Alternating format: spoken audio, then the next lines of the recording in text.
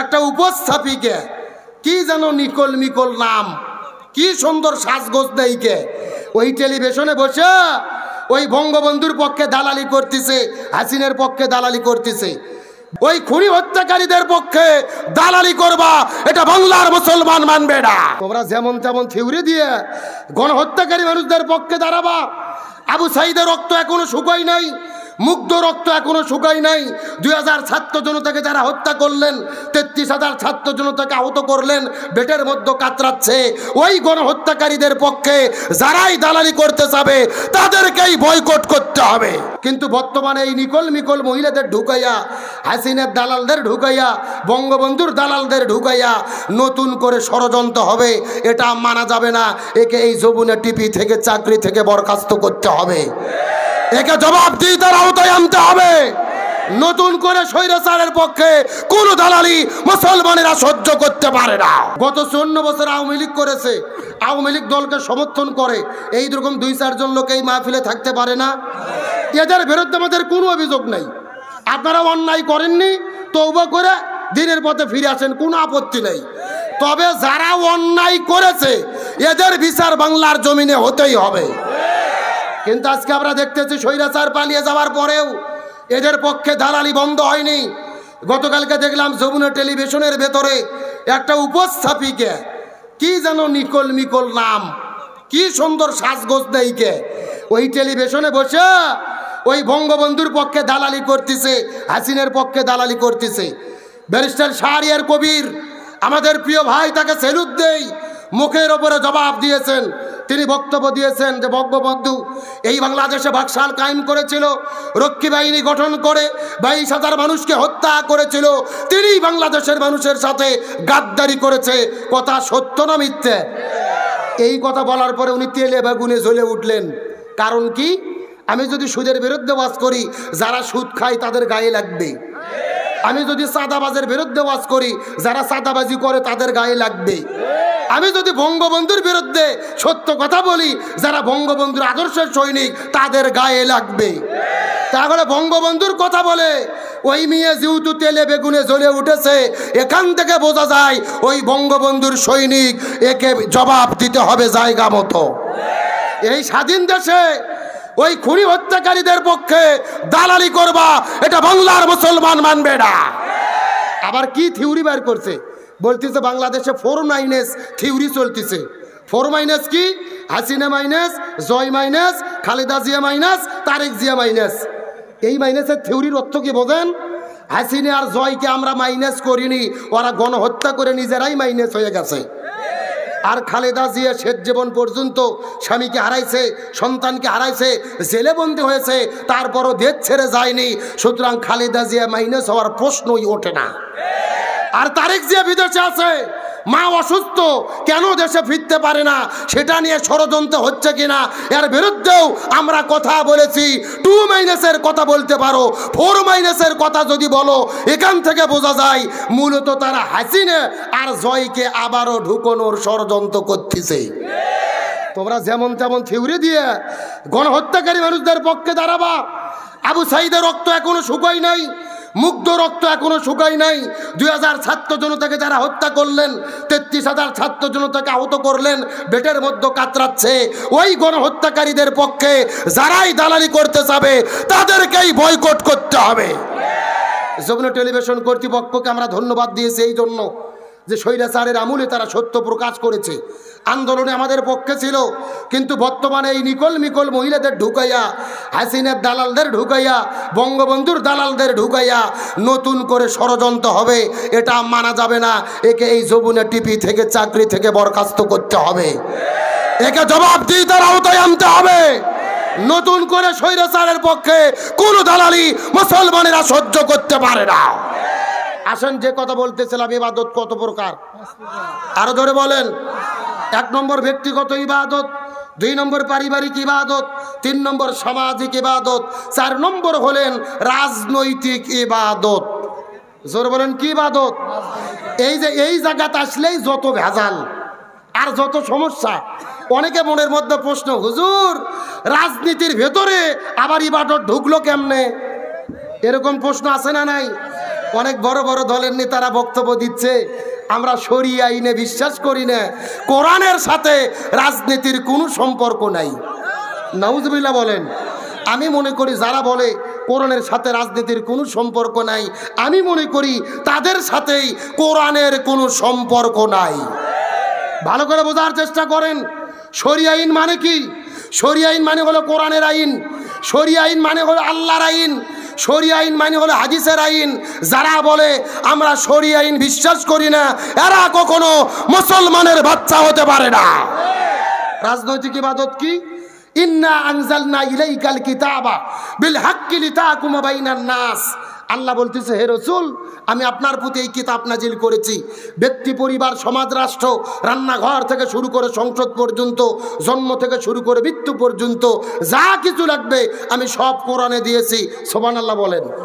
তাহলে আমি যখন বলবো সব সমস্যার সমাধান, আপনারা বলবেন দিতে পারে আল কোরআন। বললে কি কষ্ট হবে? সব সমস্যার সমাধান কোরআন আছে যেখানে, আলেম ওলামা যেখানে। তাহলে রাজনৈতিক ইবাদতের মূল কথা হলো জমিন যার, আইন চলবে তার। এখন আপনাদের একটা জিনিস বোঝানোর চেষ্টা করি।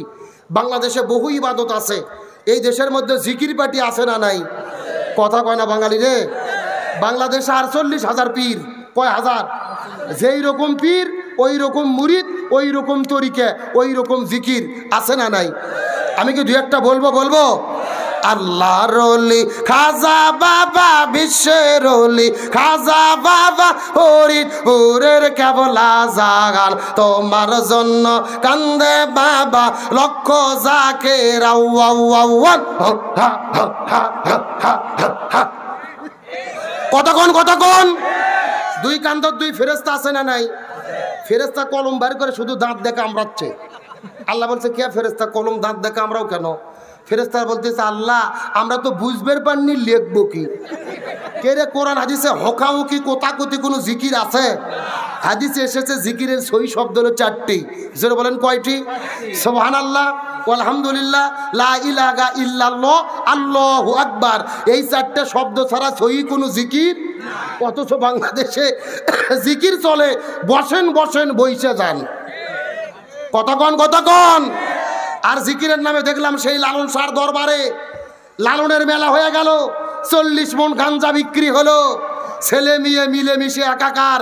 বলতেছে মনের পর্দা বড় পর্দা, বাইরের পর্দা নিভেউ রে। ছেলে মেয়ে এক জায়গায় বসে একেবারে গাঞ্জার কলকি ভরে দিচ্ছে টান। যে বলতেছে আপনারা গাঞ্জা খাচ্ছেন কেন? ওরা বলতেছে আমরা তো গাঞ্জা খাই না, সিদ্ধি করি। কি করে? কত তথ্য দেখেন। বলতেছে সিদ্ধি করি, আবার কোরআন থেকে দলিল দিচ্ছে গাঞ্জা খাওয়া হালাল। কেমনে? বলতেছে ফাবি আইয়ি আলাই রাব্বিকুমা তুকাযযিবান। আল্লাহ বলছেন তোমরা আমার কোন নিয়ামতকে অস্বীকার করবা? তে গাঞ্জাও তো নিয়ামত, মানে গাঞ্জাও তো আল্লাহ বানাইছে, গাঞ্জাও তো নিয়ামত। বাটপারদের ফতুয়া দেখছেন? এখন আপনাদের চিৎকার করে বলি, ভালো করে বোঝার চেষ্টা করেন। এই যে জিকিরের নামে যারা ভণ্ডামি বাংলাদেশে করতেছে, সত্য করে বলেন এদের কি কোনো বিপদ বাংলাদেশে আছে? জোরে বলেন। কোনো বিপদ নাই। জোরে বলেন। বাংলাদেশে নামাজ পড়লে কি বিপদ হয়? হজ করলে কি বিপদ হয়? যাকাত দিলে কি বিপদ হয়? একটা মাত্র ইবাদত করলে বিপদ হয়। আপনারা কি বলতে পারবেন ওই ইবাদতের নাম কি? ভালো করে বোঝার চেষ্টা করেন। এই দেশে নামাজ পড়লে বিপদ হয় না, হজ করলে বিপদ হয় না, যাকাত দিলে বিপদ হয় না, জিকির করলে বিপদ হয় না। এই জমিনের ভেতরে তারাই বিপদের মধ্যে পড়েছে যারা জমিনের ভেতরে কোরআন বিজয়ের আন্দোলন করেছে। আর ইহাকেই রাজনৈতিক ইবাদত বলা হয়। ভালো করে মাথার মধ্যে ঢুকান। আমাদের নবীজি রমজান মাসে 16 দিন রোজা রেখেছে। জোরে বলেন কয়দিন? 17 রমজান নবীজি সকালবেলা রোজা ভেঙে ফেললেন, খেজুর খাইলেন, পানি খাইলেন। সাহাবীদেরকে বললেন তোমরাও রোজা ভেঙে ফেলো। সাহাবীরা বলতেছে ইয়া রাসূলুল্লাহ, এটা আপনি কেমন কথা বললেন? আপনি না 3 দিন আগে ওয়াজ করেছেন একটা রোজার এত দাম, ইচ্ছা করে যদি কেউ একটা রোজা ছেড়ে দেয় লাগাতার 60টা রোজা রাখতে হবে, আবার যদি একটা রোজা ছেড়ে দেয় আবার লাগাতার 60টা রোজা রাখতে হবে। আপনি কেন রোজা ছাড়তে বললেন?